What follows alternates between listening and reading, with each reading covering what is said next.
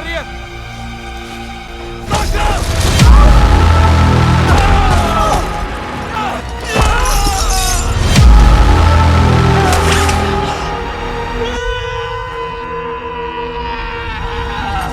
Guys welcome back this channel. तो आप सभी कैसे हो? आई होप सभी अच्छी होंगे। एक लड़की बिना किसी सुरक्षा के लगभग 89 डिग्री की सीधी खड़ी ढलान वाली एक विशाल चट्टान के ऊपर बड़ी मुश्किल से आगे बढ़ रही है। उसे अच्छी तरह से पता है कि अगर जरा सी भी चूक हुई तो नीचे गिरते ही उसके शरीर के परखच्चे उड़ जाएंगे। ऐसा इसलिए क्योंकि अभी कुछ मिनट पहले ही किसी और ने अपनी जान देकर इस भयानक नतीजों को साबित किया था।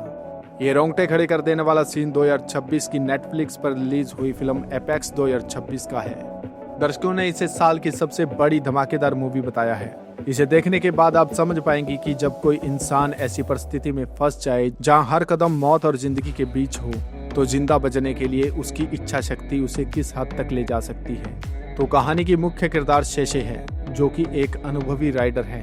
शेषे के लिए जिंदगी का मतलब सिर्फ पहाड़ों पर चढ़ना है।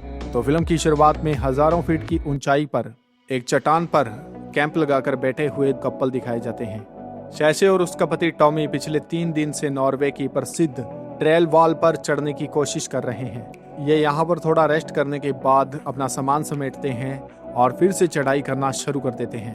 चट्टानें इतनी चिकनी और खड़ी होती है कि वह सिर्फ अपनी सुरक्षा रस्सियों के सहारे धीरे धीरे आगे बढ़ पा रहे हैं। जल्द ही वह कुछ मीटर और ऊपर पहुंच जाते हैं। अब इस चट्टान की चोटी कुछ ही दूरी पर है, लेकिन यहाँ पर बहुत ही खतरनाक ट्रायंगल जैसी चट्टान आ जाती है, जिसे पार करना लगभग नामुमकिन जैसा लगता है। शेषे का पैर यहाँ पर फिसल जाता है और वह नीचे गिरने लगती है, लेकिन रस्सी की वजह से उसकी जान बच जाती है।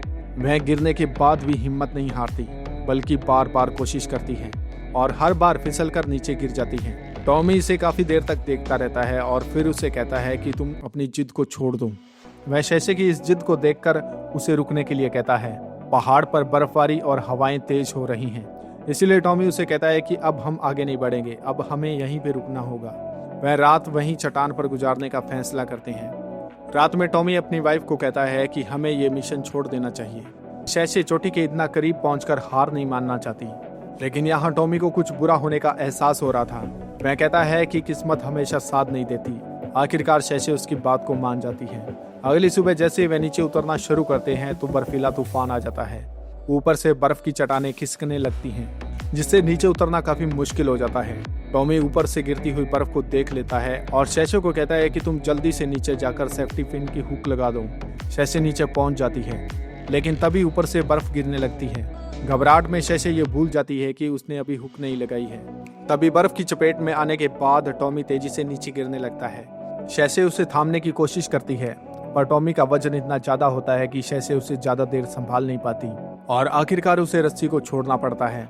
टॉमी उसकी आंखों के सामने हजारों फीट गहरी खाई में गिर जाता है। अपने पति के मौत के मंजर से शेषे एकदम से सुन्न हो जाती है और इस तरह शेषे अपने पति को खो देती है। और अब यहाँ लगभग 5 महीने बीत चुके हैं। शेषे ने टॉमी की याद में अधूरे सफर को पूरा करने का फैसला किया है, जो उन्होंने साथ मिलकर प्लान किया था। वह टॉमी का लक्की कंपास लेकर दक्षिणी ऑस्ट्रेलिया की तरफ निकल जाती है, जहां उसे नाव और पहाड़ों की चढ़ाई का सफर पूरा करना है। शेषे यहाँ पर पुलिस स्टेशन में पहुंचती है और वह वहां पर एक नक्शा देखती है। तभी एक रेंजर उसे चेतावनी देता है कि इस जंगल में पहले भी कई लोग गायब हो चुके हैं, इसलिए वह सावधान रहे। शेषे उसकी बात को अनसुना करके आगे बढ़ती है और इसके बाद में वह शहर की एक दुकान में सामान खरीदने के लिए रुकती है, लेकिन वहां पर उसे कुछ लोग अजीब तरीके से देखते हैं, जिससे वह काफी बेचैन हो जाती है। और वहीं दुकान मालकिन और एक गंजा आदमी बैनर आपस में मजाक कर रहे होते हैं। बैनर शेषे के करीब जाने की कोशिश करता है, लेकिन शेषे उस तरफ नहीं देखती। जब वह शॉप से बाहर निकलने लगती है तो वह लोग उसे गाइड का ऑफर देते हैं, लेकिन शेषे समझ जाती है कि उनकी नीयत ठीक नहीं है। तभी वहां पर बैनर बीच में आकर शेषे की मदद करता है और इस तरह से ये मामला ठंडा हो जाता है। शेषे उस दुकान से थोड़ा सा सूखा मांस खरीदती है और बाहर आगे बढ़ने से पहले बैनर से ग्रैंड कैनियन के जाने का रास्ता पूछती है।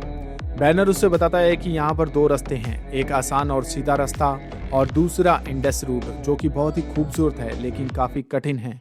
बैनर उसे एक शॉर्टकट भी बताता है जहाँ रात रुकने के लिए अच्छी व्यवस्था है। बैनर की ज्यादा दिलचस्पी देखकर शेषे सतर्क हो जाती है और अकेले अपनी गाड़ी के साथ आगे निकल जाती है। इसके बाद शेषे बैनर के बताए हुए शॉर्टकट वाले रास्ते को चुनती है। वह उस जगह पर पहुंचती है और नदी के किनारे अपना टेंट लगाती है। तभी उसे गाड़ियों की आवाज सुनाई देती है। वह देखती है कि ये वही शिकारी लोग हैं जो उसे दुकान पर मिले थे। शैशे काफी डर जाती है और चुपचाप अपनी कार के अंदर जाकर छुप जाती है और इसके बाद में वह हाथ में स्प्रे लेकर पूरी रात जागती रहती है। गनीमत यह रहती है कि वह लोग उसे नुकसान नहीं पहुंचाते और सुबह होने से पहले वहां से चले जाते हैं। अगली सुबह शैशे अपनी नाव उतारती है और नदी में तेज बहाव में अपना सफर शुरू करती है। वह बहुत ही शानदार तरीके से नाव चलाती है जो कि उसकी ताकत और अनुभव को दर्शाता है और ये नज़ारा काफी खूबसूरत होता है। इस सफर के बाद शैशा एक शांत इलाके में पहुंचती है। वहां किनारे पर बहुत से लवारिस सामान पड़े थे।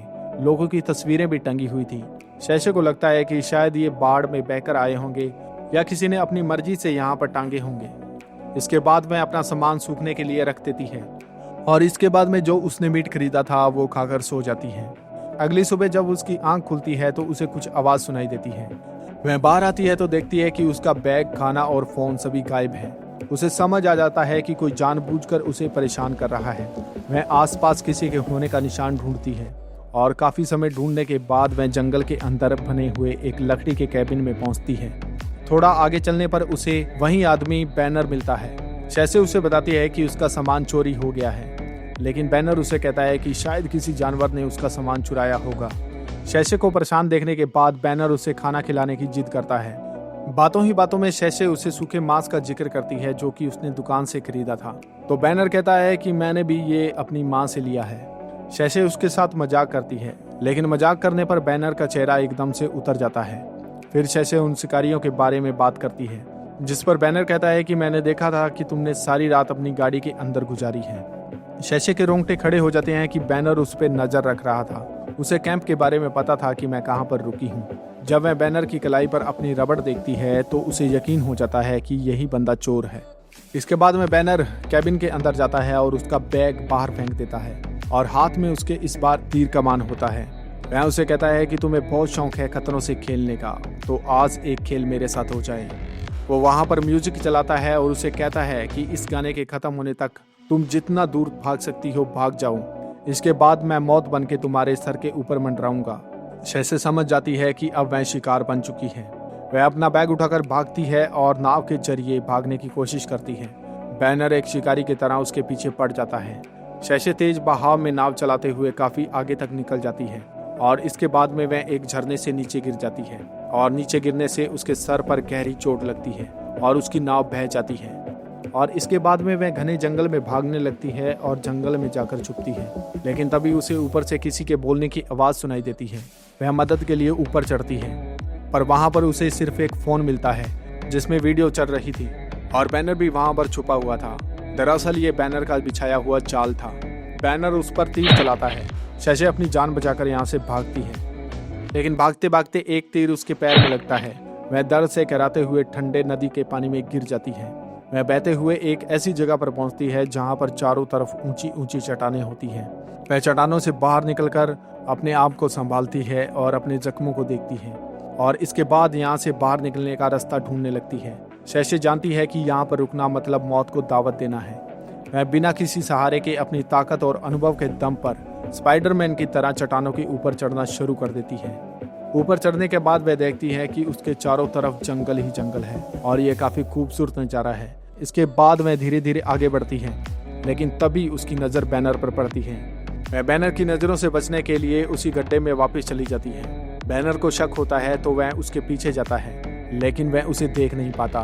फिर उसे लगता है कि शायद वो नदी में बह गई होगी और वहाँ से चला जाता है। इसके बाद में शैशे फिर से अपना सफ़र शुरू करती है और यहाँ से बाहर निकलने की कोशिश करती है।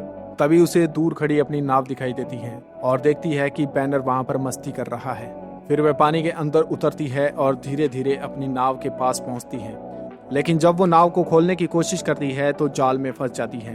बैनर यहाँ पर भाग कर आता है और उसे घसीटने लग जाता है, क्योंकि यहाँ पर भी बैनर ने उसे फंसाने के लिए जाल बिछाया हुआ था। शैशे अपनी जान बचाने के लिए उस पर पेपर स्प्रे छिड़कती है। पेपर स्प्रे गिरने के बाद भी वो यहाँ से निकल नहीं सकती थी, क्योंकि वह जंजीरों से जकड़ी हुई थी। इसके बाद में बैनर उसे रस्सियों से बांध देता है और इस तरह से वहाँ पर रात बीत जाती है। अगले दिन वह उसे मारता नहीं बल्कि नाव में लेकर कहीं जाने लगता है। रास्ते में शैशे उसके बारे में पूछती है कि आखिरकार तुम हो कौन और मेरे साथ ऐसा क्यों कर रहे हो। दरअसल वो उसे बातों में बहका रही थी ताकि वह मौका पाकर उस पर हमला कर सके, लेकिन बैनर काफी शातिर था।